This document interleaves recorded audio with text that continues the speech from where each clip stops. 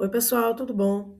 Nessas aulas, eu vou estar mostrando para vocês como é que funciona, né, dando essa base para vocês, como é que funciona o Flask, que é esse framework entre a parte do front-end e o banco de dados, para que, de fato, o teu sistema possa funcionar, tá bom? Então, pessoal, o Flask, como eu acabei de falar, ele vai funcionar como aqui o meio entre o front, ou seja, o teu HTML, com CSS, JavaScript, tá?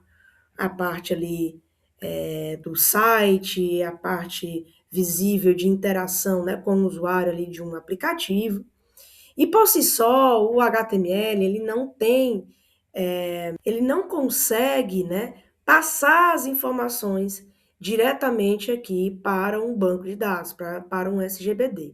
Então, sempre o HTML vai precisar de algo aqui para estruturar os dados que saem do HTML, principalmente, pessoal, quando você está trabalhando com formulários, certo? Que é o nosso intuito aqui. E aí você precisa de alguma linguagem aqui no meio, uma API aqui no meio, para tratar essas informações, tanto quando um usuário faz uma requisição ao site que ele precisa ir lá no servidor, ou precisa ir lá no banco de dados, como vice-versa, né? Eu preciso enviar alguma informação aqui para o front. Então, quem vai fazer essa ponte é a API. Existem várias APIs para fazer isso, pessoal. O Flask, ele é um framework baseado em Python.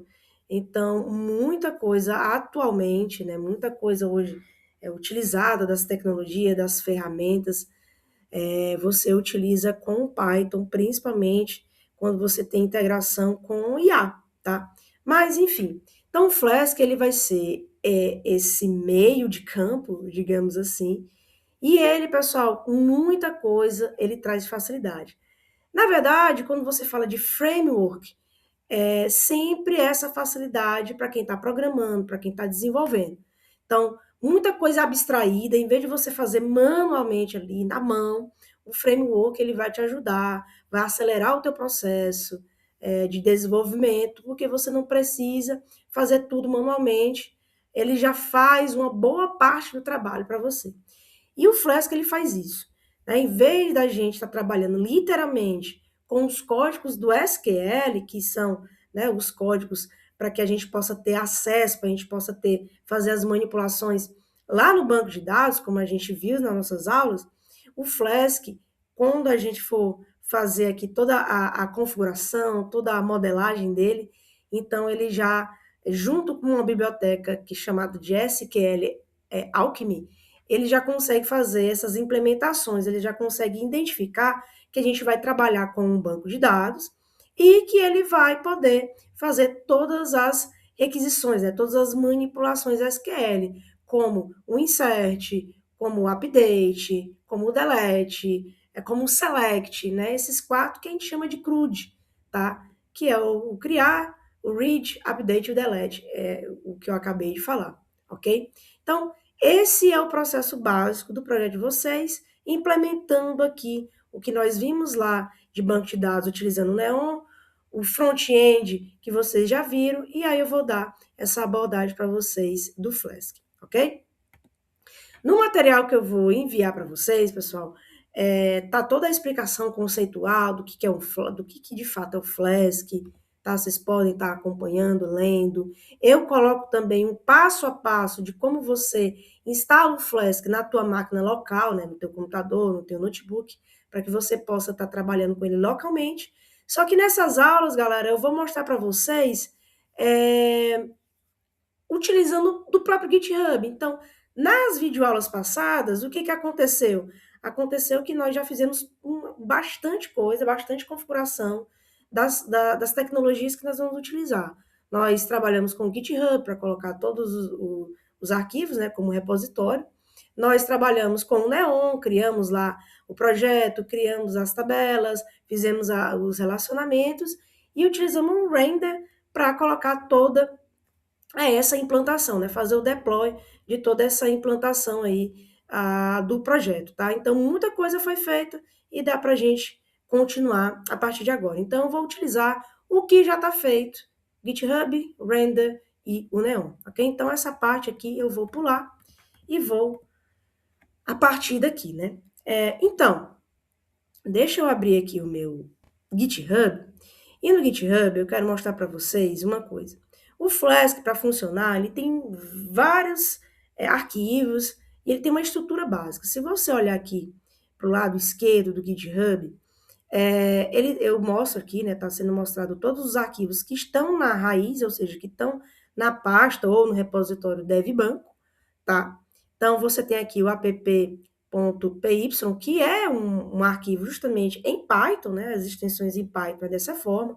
Eu tenho config, models, e eu tenho um outro arquivo aqui em txt, que é o requirement. Veja que eu tenho duas pastas, tá? Static e templates. Templates, pessoal, é onde deve ficar todos os teus arquivos em HTML, correto? Templates é onde deve ficar os teus arquivos em HTML e o static é onde você deve colocar o teu arquivo CSS. Inclusive no static também você pode estar colocando os arquivos JavaScript, tá? Caso quem for utilizar no teu projeto. Mas vamos lá. O que é importante a gente saber desses arquivos iniciais? Eu vou começar pelo requirements, que é o arquivo que está em aberto aqui. Você vai ver, pessoal, no requirements, basicamente, todas as bibliotecas e dependências que esse projeto precisa para funcionar, certo? Então, quando você está rodando o projeto localmente, você precisa instalar todas essas bibliotecas aqui para o teu projeto funcionar, o teu sistema funcionar. Então, como isso está sendo colocado online, isso indica também lá para o render que ele tem que fazer essas instalações, tá?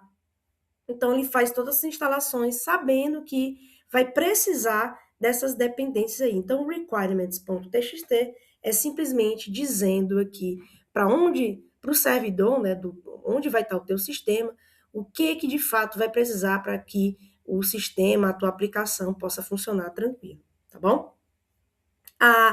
O segundo arquivo que eu falo para vocês e comento aqui do porquê dele, qual é a função e da importância, é o arquivo config.py, config.py. Gente, o arquivo config.py é o arquivo mais importante assim que nós temos. Por quê? Porque ele é o arquivo que vai conectar toda a tua aplicação ao banco de dados, lá o Neon.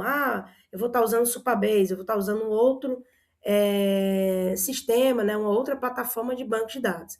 Então, no config, pessoal, eu tenho a rota, né, digamos assim, o caminho, é um arquivo para que eu possa, de fato, fazer minha conexão. Não sei se você lembra, quando a gente configurou o render com as informações do Neon, a gente puxou aquele connect lá do Neon, vou até mostrar aqui, ó, entrando aqui no projeto que você escolheu aí para representar o projeto do Neon, para fazer o teu projeto final, veja que quando a gente clicou em Connect, aparece essas informações justamente. Onde é que está esse banco de dados, qual é a chave desse banco de dados, né, qual é a senha, para eu conseguir fazer a conexão. E lembrem-se que quando a gente configurou tudo lá no render, nós configuramos uma coisa chamada de environment, certo? Environment. E no environment, né, que é literalmente a conexão, você tem aqui o database URL, Flask debug, se é verdadeiro ou falso, e o secret key, que é a chave. Se a gente voltar para o GitHub, tem tudo isso. Eu vou passar quem é a URL do meu Neon, eu vou passar quem é a chave, e eu vou estar passando se essa parte do debug, ou seja, debugar, pessoal, é você testar e você encontrar erros e mostrar os erros, né? Então, caso dê algum problema de conexão, ele vai mostrar lá o erro para a gente, porque está marcado como true, está marcado como verdadeiro. Então, qualquer erro da conexão aqui que ele encontre, ele vai dizer, ó, erro tal, aqui para a gente ter uma ideia do que aconteceu através do debug. Então, o arquivo config.py é o arquivo principal, porque se tiver qualquer coisa errada, a gente não consegue conectar, né, não consegue passagem direta lá para a nossa base de dados, né, para as nossas tabelas e tudo mais, ok? Então é isso, pessoal. A primeira aula foi sobre esse ambiente, o que é o Flask e aqui como é que está a estrutura dele e esses dois primeiros arquivos para você entender todo esse sistema, tá bom? No próximo eu continuo aqui a explicação. Até lá!